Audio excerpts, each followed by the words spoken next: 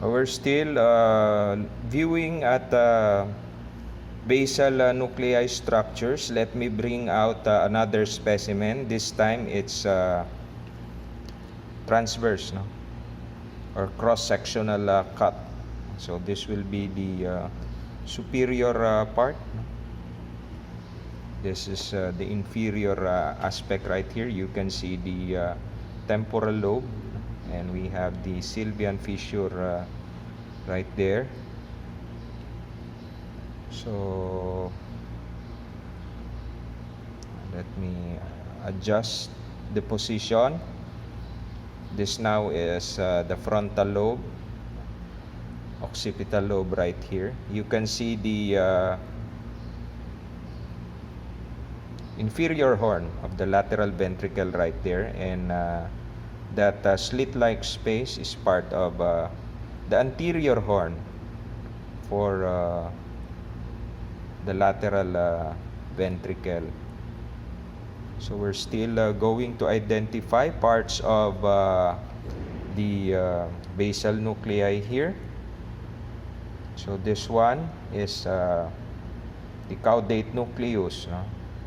And this wedge-shaped part right here, that's the lentiform nucleus. Outer shell is the putamen, and the inner part, that's the globus pallidus, no? So this white matter right here, that's the anterior limb of the internal capsule, no? And we have the posterior limb in this area. We have the thalamic nuclei right there, and insular cortex, no? Let's identify structures from lateral going medial here. Insular cortex, extreme capsule. You can see the claustrum right there, and the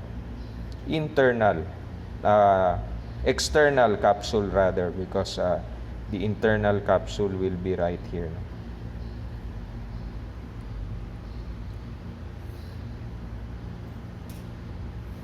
So let's look at the choroid plexus,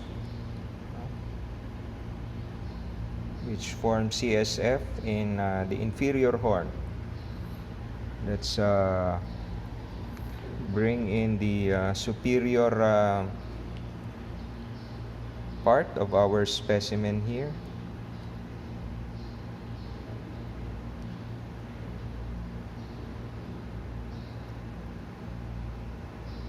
So that space right there should be the anterior horn of the lateral ventricle. This large space right here towards the occipital lobe, that's the posterior horn. And in the other specimen earlier, this one, you can see the inferior horn of the lateral ventricle going down. So other structures, we have the diencephalon, whose parts will include the thalamus. There is a narrow slit-like space here in between the two thalamic masses, no? Right and left, and that forms the third ventricle of the brain. And we have the floor of the diencephalon right there, and also floor for the third ventricle that forms the hypothalamus, no? The pituitary stalk will hang in this area where the pituitary gland is attached.